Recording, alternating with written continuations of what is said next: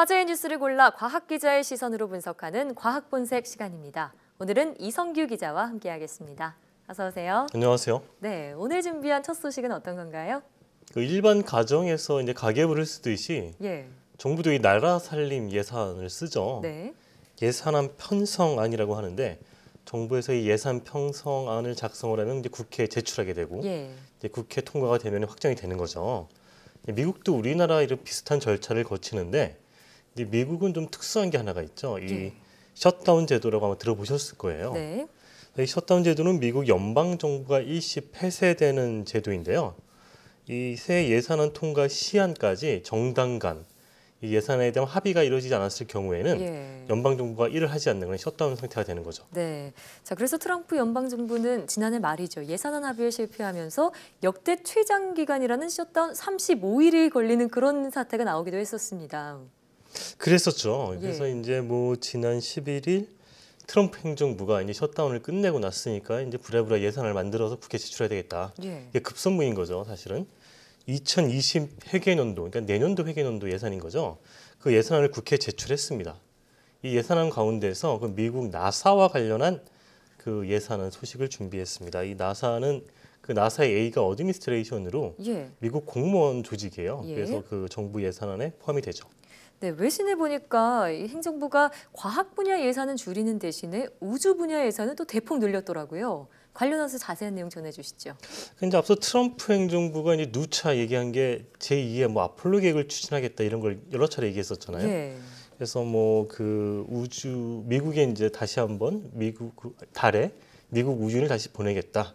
그래서 제2 아폴로 계획을 추진하겠다고 여러 차례 밝혔었는데 여기서 말하는 이제 아폴로 계획이라는 것은 단순히 달에 사람을 보내는 것이 아니라 이 달을 전진 기지로 삼아서 앞으로는 이제 화성에까지 사람을 보내겠다.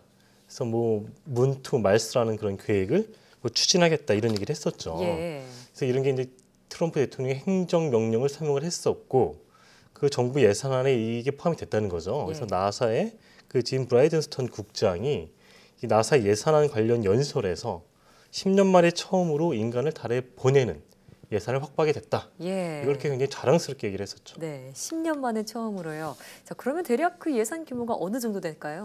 그러니까 사실은 이 나사가 굉장히 어마어마한 조직이잖아요. 그래서 이 나사의 예산이 한 210억 달러가 좀 넘어요. 우리 돈으로 한 23조 7천억 원이 되거든요. 어마어마한 규모네요. 그러니까 사실은 우리나라 정부 R&D 예산이 올해 처음으로 20조 원 넘었다고 그랬었잖아요. 근데 나사라는 어떤 한 조직의 예산이 23조 7천억이니까 이 미국의 R&D 예산이 얼마나 큰 규모인지 상상이 안 가는 거죠. 그래서 이 브라이든스톤 국장은 이 예산안 가운데서 달 궤도에 건설할 그 우주정거장 게이트 예산이 전액 편성됐다고 밝혔습니다. 네, 자, 달 궤도의 우주정거장 게이트웨이요. 자, 이 게이트웨이와 유인 달 탐사 사이에는 어떤 연관성이 있을까요? 지금은 지구상공에 국제우주정거장이 떠 있잖아요. 그러니까 국제우주정거장과 같은 거를 달 궤도에다 만들겠다. 이게 게이트웨이예요. 그래서 이 게이트웨이를 통해서 달에도 사람을 보내고 또 이 게이트웨이를 전진기지로 삼아서 화성에도 사람을 보내겠다. 이게 이제 트럼프 행정부의 어떤 구상이거든요.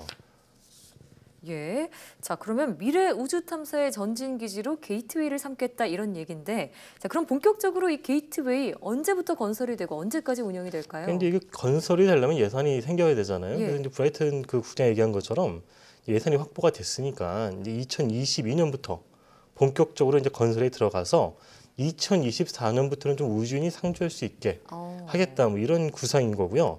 애초에 게이트웨이의 건설에 필요한 뭐 부품이나 장비를 운송하는 로켓으로는 차세대 나사 로켓인 이 SLS가 거론이 됐어요. 이 SLS는 스페이스 론치 시스템으로 나사가 이제 준비하고 있는 차세대 로켓이거든요.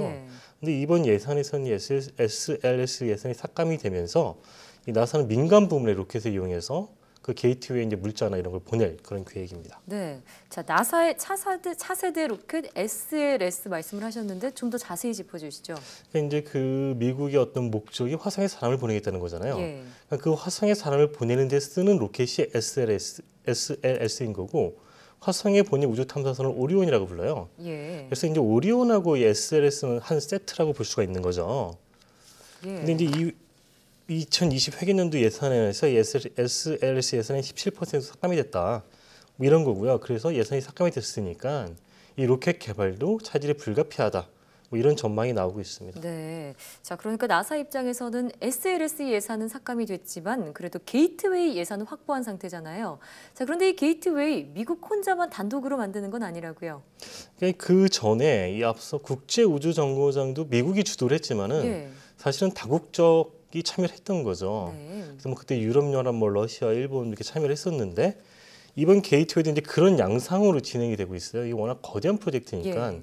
그래서 공식적으로 뭐 표명한 건 아니지만 뭐 유럽 연합 우주국이나 뭐 러시아 연방 우주공사나 일본 우주항공 연구 개발 기구, 그다음에 예. 캐나다 우주국 뭐 이런 나라들이 지금 참여를 뭐 하겠다 이렇게 기정사실화가 됐죠. 그렇군요.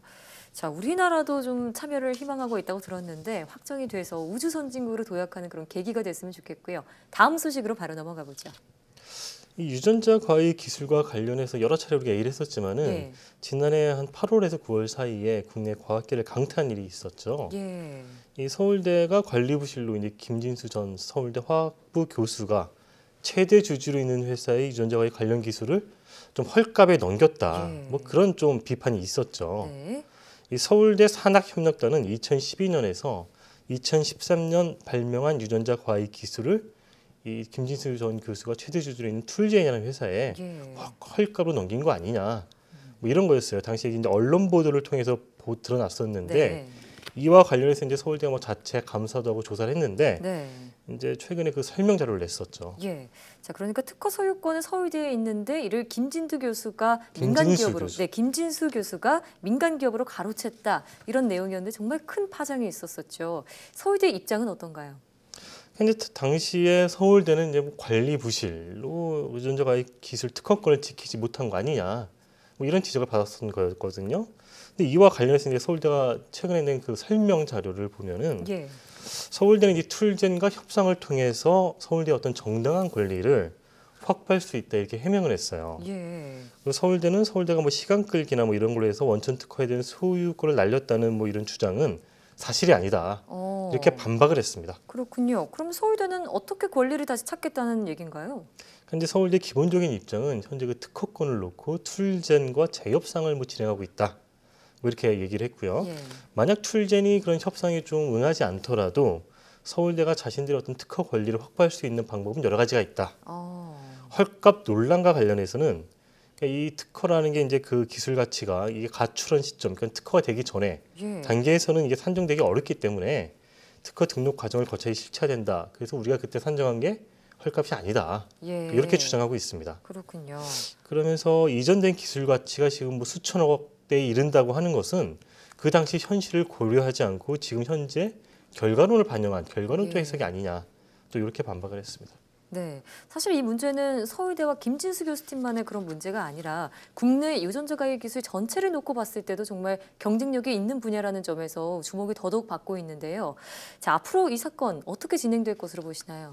그러니까 이제 전 세계적으로 유전자 과학 기술의 선두 그룹은 역시 미국인데 예. 미국에 이제 UC 버클리 그룹이 있고 하버드 MIT 그룹이 있어요. 이 두 그룹이 이제 유전자 과학 특허를 놓고 전 세계적으로 경쟁을 벌이고 있어요. 근데 이제 그 두 그룹 외에 가장 주목받는 그룹이 김진수 전 서울대 교수 그룹이에요. 예. 사실은 이 세 개 그룹이 이제 3파전을 하고 있다. 특허를 놓고 그런 양상이 전 세계적으로 펼쳐지고 있는데 지금 이제 서울대하고 이 툴젠 간의 어떤 이 지금 협상이 원만하게 진행된다면 뭐 별 무리가 없겠지만은 예. 이게 이를테면 뭐 특허 무효 소송이라든지 이렇게 결론이 난다면은 지금 이 김진수 교수팀이 다른 나라에서 낸 특허 그거 있잖아요. 예. 그게 이제 뭐 특허가 될지 안 될지 이런 거에 영향을 미칠 수 있는 거 아니냐. 그렇군요. 그런 우려의 목소리를 내는 시각도 있고요. 예. 또 그 반면에 뭐 이렇게 서울대가 지금 이렇게 하는 것은 결국 뭐 제 식구 감싸기 아니냐. 뭐 이런 또 그런 비판의 목소리도 있어요. 그렇군요. 지금 이 문제는 어떻게 풀어나갈지 좀 더 이렇게 좀 진지하고 좀 이렇게 좀 촉각을 세워가고 지켜봐야 할 것 같습니다. 네, 이 서울대가 좀 이 사건과 관련한 어떤 오명을 벗기 위해서라도 철저하게 조사하고 잘잘못을 가려야겠습니다. 오늘 말씀 잘 들었습니다.